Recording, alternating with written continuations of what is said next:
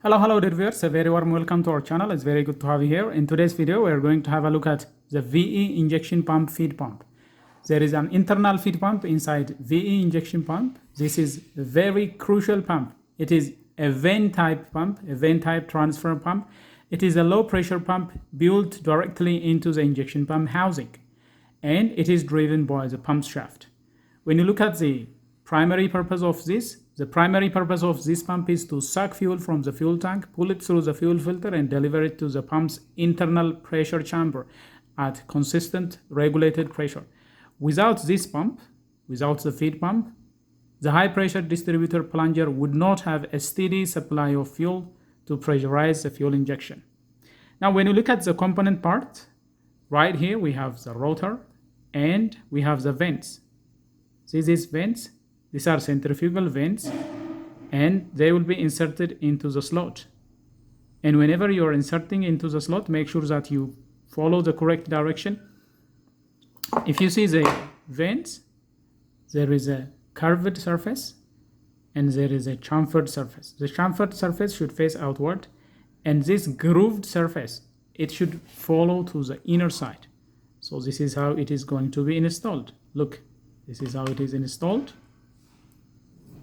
Now, all the vents are installed for this pump, and when it is rotating at high speed, centrifugal force will throw them out. So this is how the rotor and vent are assembled, and then the rotor and vents inside a slotted rotor driven by the shafts. The rotor holds, on some they are spring loaded. The vents on some are spring loaded, on some they are simply centrifugally driven. This, for example, is centrifugally driven. Now this is placed inside a liner. This liner, it is an eccentric liner. Look at the gap. Look, these two holes are mounting holes onto the injection pump housing. When you look at the gap, this one has a little wider gap and this one has a narrow gap, which indicates that this is an eccentric. So this liner is an eccentric liner. So the vein will be placed in such a fashion inside the eccentric center. It will be placed in such a fashion because this one is a little bit thick and this one is a little narrow. This one has, the vein will be close to this on this side. It will be far away on this side. And as this rotor is rotating, if you see, this gap is opening and gap is shrinking on this side. So that is basically the main thing that is creating pressure in suction. As this rotor turns, centrifugal force will push the vents out.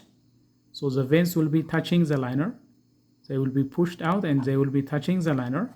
Now this is what it looks like when it is placed. As you can see right here, there is a narrow gap. And when the rotor is rotating at high speed, centrifugal force will force this out. The vents will be thrown out, and thrown out. So this cavity and this cavity and this cavity and this cavity are separated. Now the idea is, as it is rotating in a counterclockwise fashion. Look, right here, there is no gap. But as we move along, it is opening. Right here, gap is opening. Gap is opening. So when this is opening, we have suction. But when it comes to this side, gap is narrowing. Passing this, gap is decreasing. So fuel will be getting pressurized in here. Fuel will be getting sucked right in here. So that is the principle of operation. As the rotor rotates, centrifugal force will push the vents out, so they will have contact with the liner. This is always pressed onto the liner due to centrifugal force. And this action creates expanding and contracting space between the vents. Right here we have expansion, right here we have contraction. Fuel is drawn in through an inlet port in the vicinity of the suction area. Right here we have a suction area because as it is rotating, it is opening.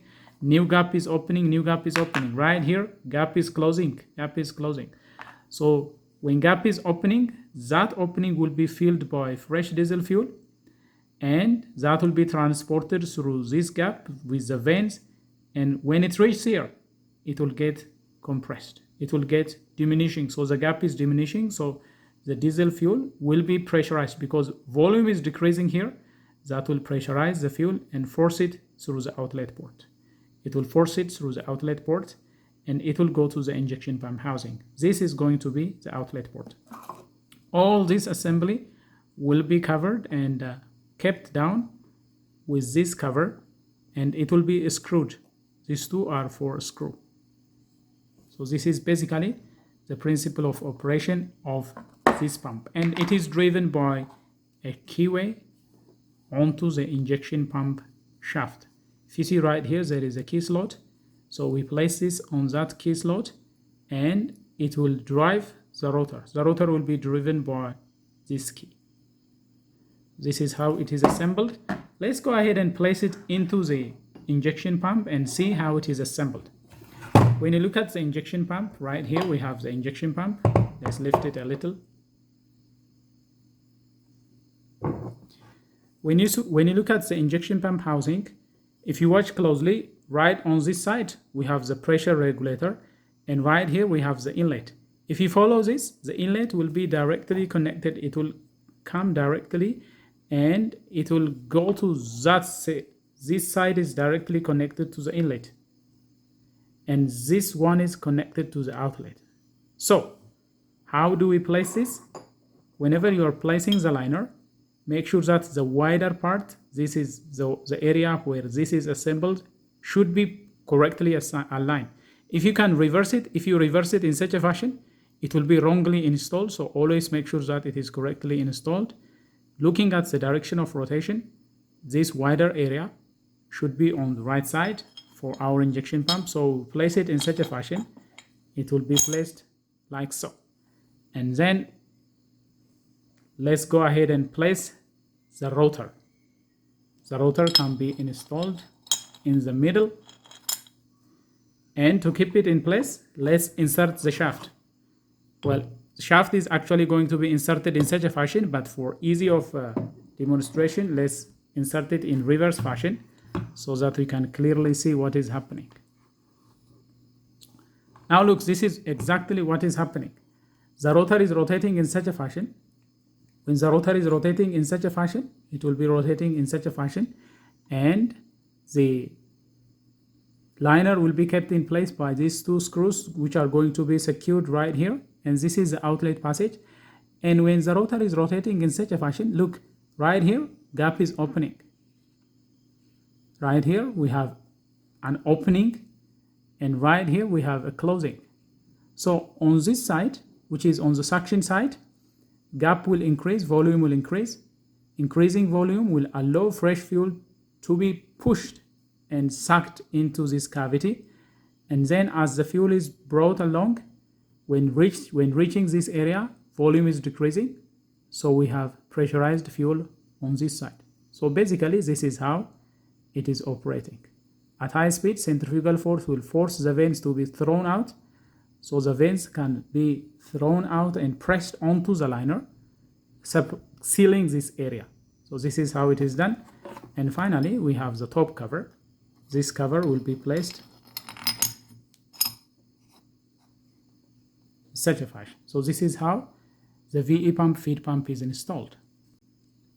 The pressure from the feed pump is not constant, but it will increase proportional to the engine RPM or speed. This is basically done by the fuel pressure regulator. To prevent the pressure from getting too high, the pump is equipped with a regulating valve that recirculates excess fuel back to the inlet side.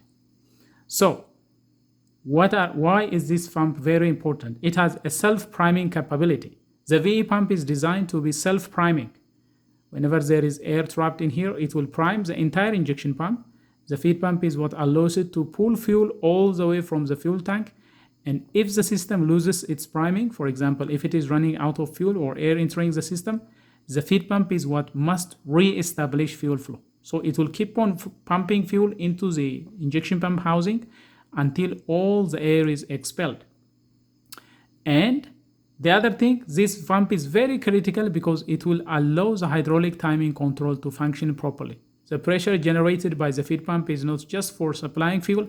The variable pressure is also used to accurately time the hydraulic timing device. If you see right here, there is a hydraulic timing device. Right here, we have a hydraulic timing piston. Look, Right here there is a hydraulic timing piston, and this piston is actually operated by the injection pump's internal pressure. The fuel inside the injection pump housing is made to directly increase with engine speed. It will increase as engine speed increases, exerting more pressure, more force on the timing piston. The other thing, the fuel that is getting pressurized, some of the fuel that is being pumped by the feed pump is going to be circulated, so it will have a cooling and ventilation effect of the injection pump. A portion of the fuel delivered by the feed pump is circulated through the injection pump and returned to the fuel tank via an overflow valve, and this continuous flow will help to cool the internal components of the injection pump and vent any small air bubbles that have accumulated inside the pump. Now, when this pump goes bad, there are always indications. For example, the number one indication is you will have extended cranking or no start at all. A worn feed pump may lose its prime when the engine is off, or it will struggle to prime, leading to long crank time and hard starting, especially after sitting for a while. So if you have difficulty starting your engine, it could be because this feed pump is not supplying enough pressure. The other indication of bad feed pump is when you have loss of power at higher RPM. Because its output is speed dependent, a failing feed pump might supply adequate fuel at idle, but it might starve the high pressure section at higher engine speed, resulting in noticeable loss of power. So if you have loss of power at high speed, it could be because the feed pump is not keeping up. One thing that prevents these vane pumps from functioning properly is when there is rust. If you are using a contaminated fuel, for example, that can cause rust to develop in this vicinity.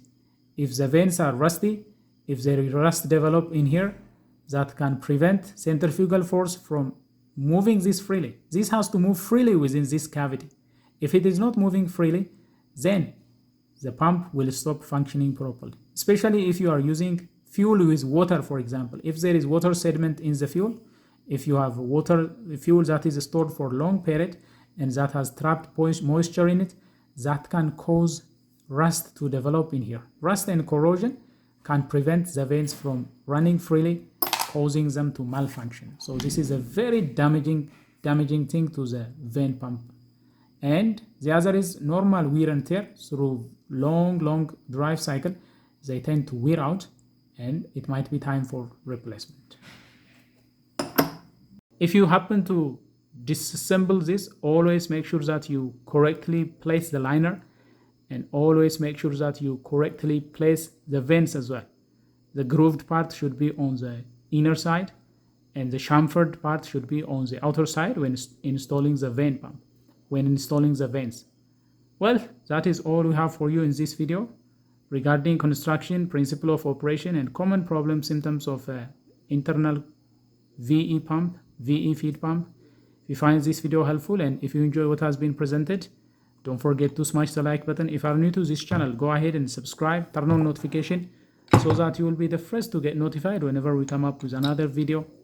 Until then, stay safe.